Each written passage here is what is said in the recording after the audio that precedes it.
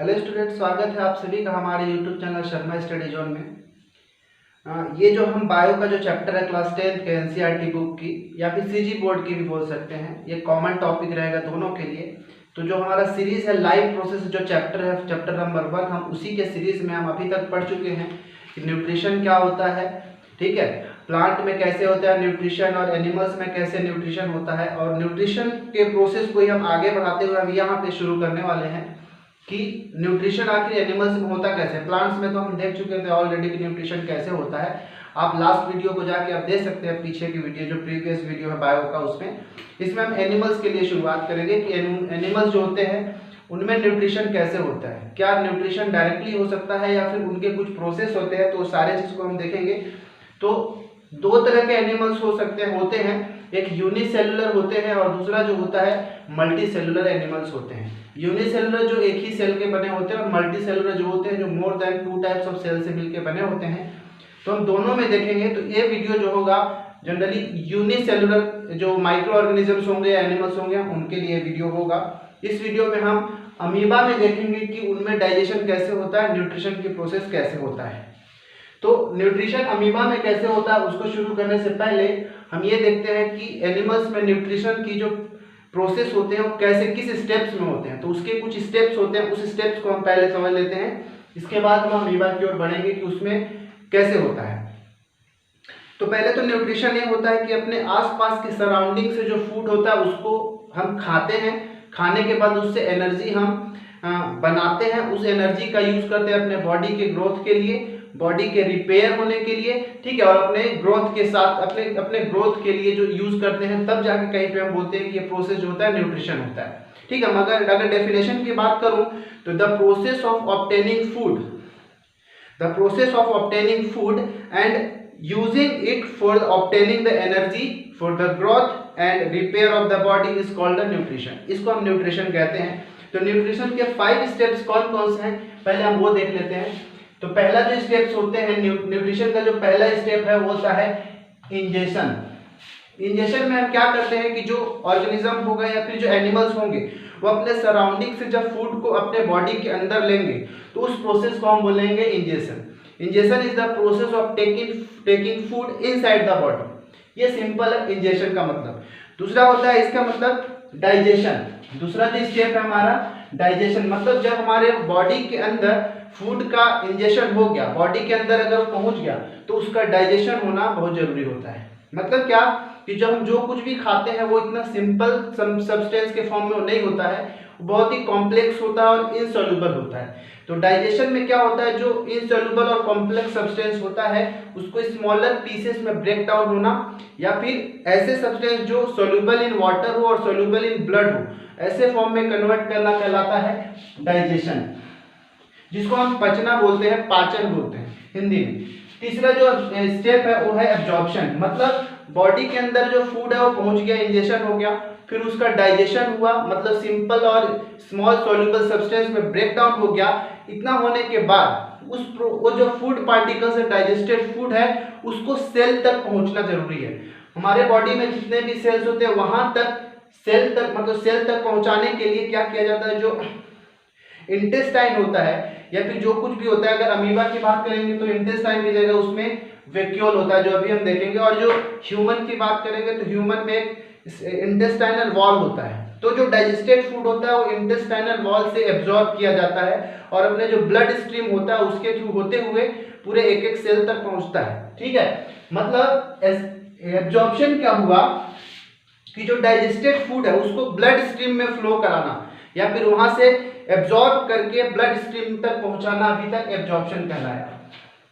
इसके बाद फोर्थ होता है एसिमिलेशन, मतलब जो डाइजेस्टेड फूड को जो एब्जॉर्ब करके ब्लड स्ट्रीम से तो निकल रहा है, फ्लो हो रहा है, लेकिन उस सेल तक पहुंचना, सेल में पहुंचकर जब सेल उसका यूज करके एनर्जी कन्वर्ट करना शुरू कर दिए, ठीक है, मतलब सेल जब उस फूड का एनर्जी के फॉर्म में कन्वर्ट करना शुरू कर देंगे तब उस प्रोसेस को हम बोलेंगे एसिमिलेशन।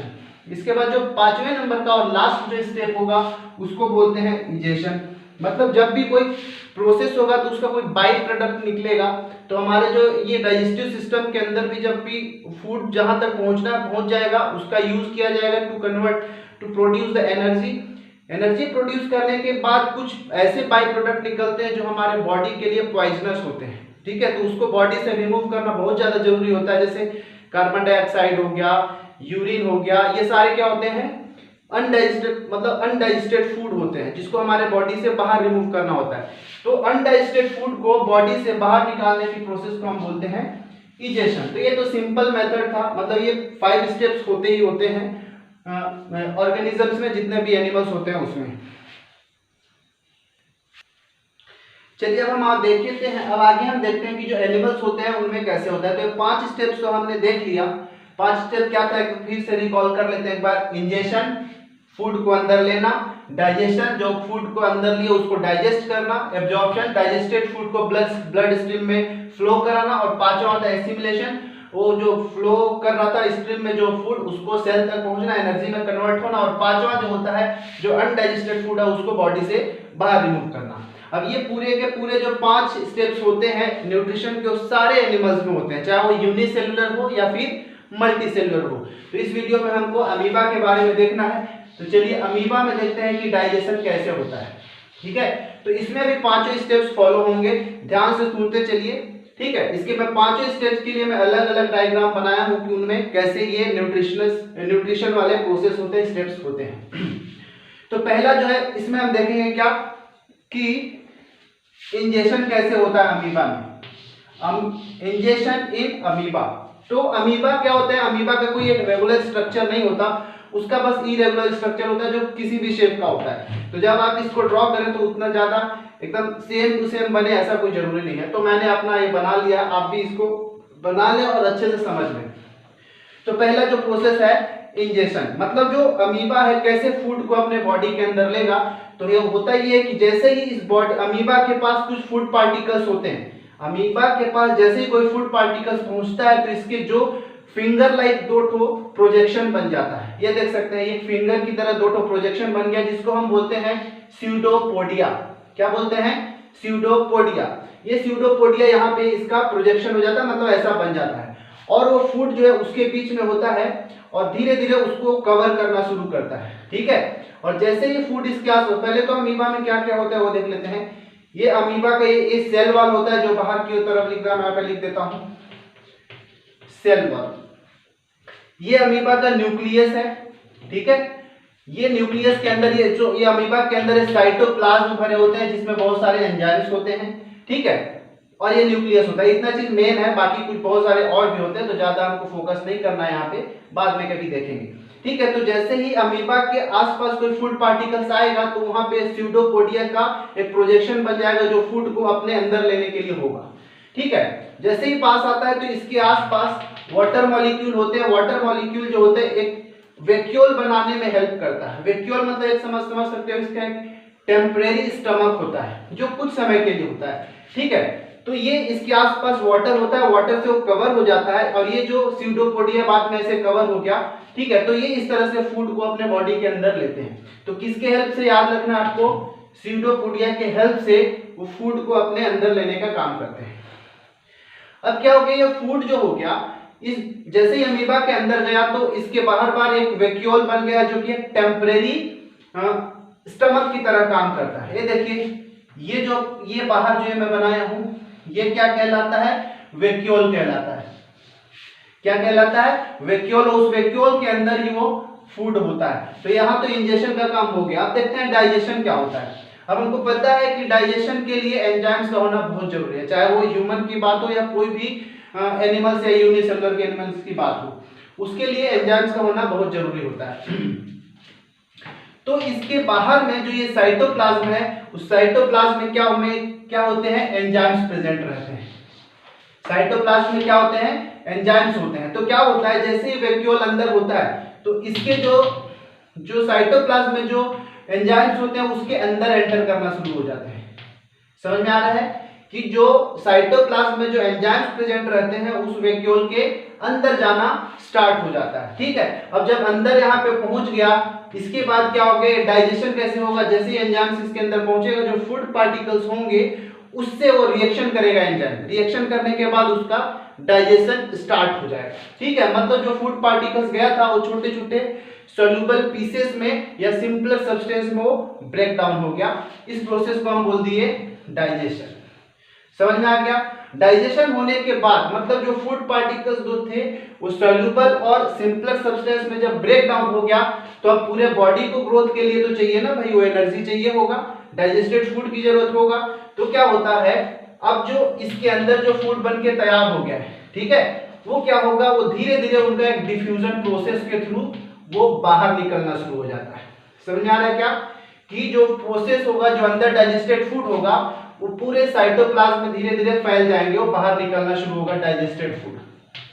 तो इस प्रोसेस को हम बोल दिए, क्योंकि इस पूरे अमीबा को ग्रोथ करने के लिए वो डाइजेस्टेड फूड की जरूरत होगा, तो इस फूड यूकेरियल से बाहर निकल के पूरे जो अमीबा में फैल गया, और पूरे अमीबा क्योंकि एक छोटा सा सेल है तो पूरे बॉडी में एक ही साथ फैल जाता है। इस प्रोसेस को हम बोल दिए एब्जॉर्प्शन। मतलब जो फूड डाइजेस्टेड फूड को पूरे बॉडी में फैल जाना है, यहाँ पे इसका क्या हो गया, एब्जॉर्प्शन कहलाया। ठीक है, समझ में आ गया होगा। इसके बाद चौथा जो प्रोसेस होगा, फोर्थ स्टेप जो है एसिमिलेशन।